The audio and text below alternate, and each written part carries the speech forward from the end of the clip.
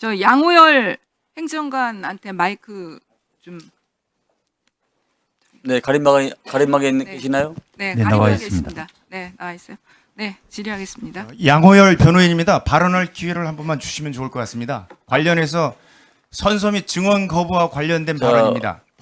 변호인은 지금 예. 대답할 자격이 없습니다. 가만히 계세요. 자, 말씀하세요. 네.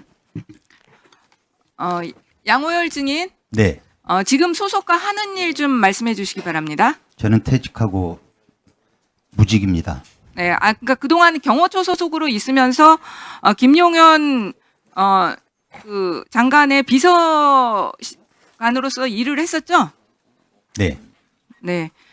그 김용현 장관이 계엄 해제 후에 노트북과 휴대전화 파쇄하라고 했습니까? 저는 저에 대한 그 형사처벌의 우려가 있어서 증언 및 선서를 거부합니다. 증인님, 이거 다 이미 나온 사실이에요.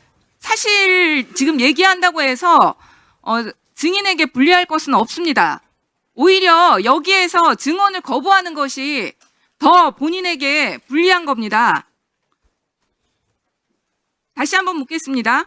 김용현 장관이 노트북과 휴대전화 파쇄하라고 했습니까? 증언을 거부합니다.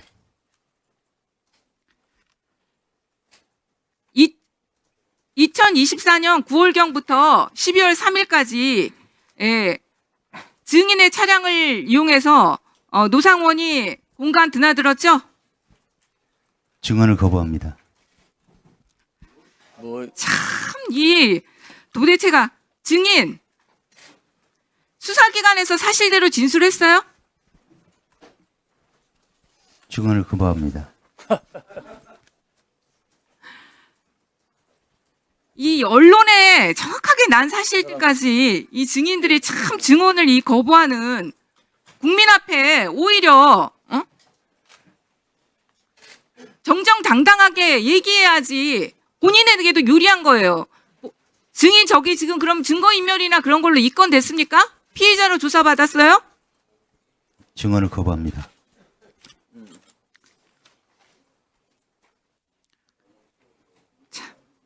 일단 알겠습니다. 시간 끊어주세요, 위원장님. 네. 네. 이제 좀 이따 이제 그 의사진행 반호를 좀 추가를 하기로 하고요. 그다음에 그 조태열 장관님 나오세요.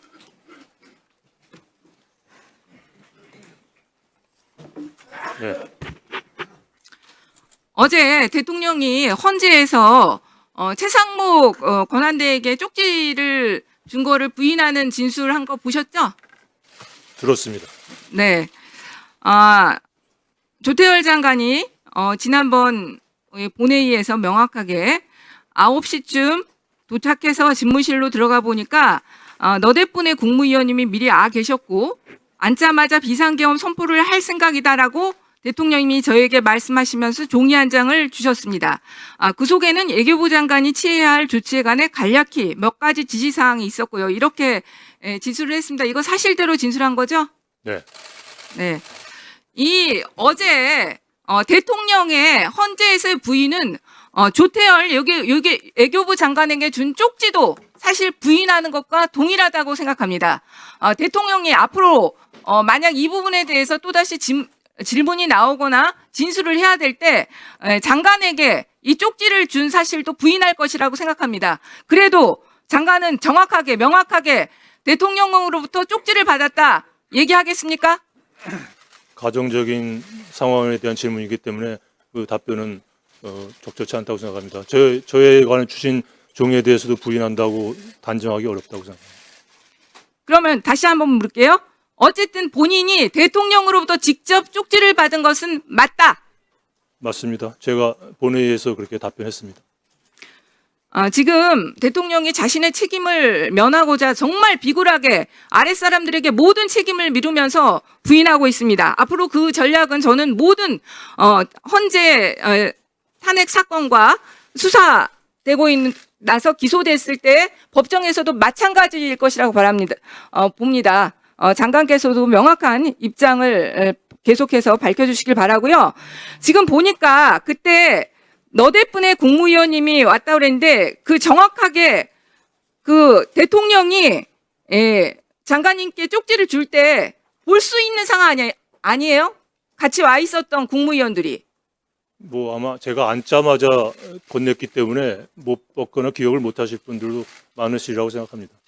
그때 있었던 사람은 4사람밖에 안 됩니다. 김용현, 박성재 법무부 장관, 이상민 행안부 장관, 한덕수 총리 딱 이 4사람이에요. 그리고 옹기종기 모여 앉아 있었을 거 아닙니까? 네. 그렇죠? 네. 그럼 못 볼 수가 없는 거예요. 그래서 이 국무위원들의 보지 못했다 진술이 너무나 제가 볼 때는 비겁한 겁니다.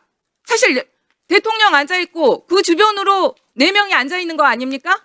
그렇죠? 평상시라면 그렇겠지만 그 상황이 워낙 충격적이기 때문에 기억 못할 수 있다고 생각합니다. 근데 어쨌든 대통령 앉아 있고 4명이 자기한테 준게 아니면 기억이 안 모여 되죠. 있는 건 맞고 바로 그때 대통령이 들어가자마자 장관에게 쪽지를 준 거 아닙니까? 네.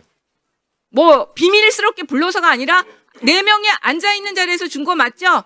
그 사실입니다. 자, 다시 한번 한덕수 총리께 묻겠습니다.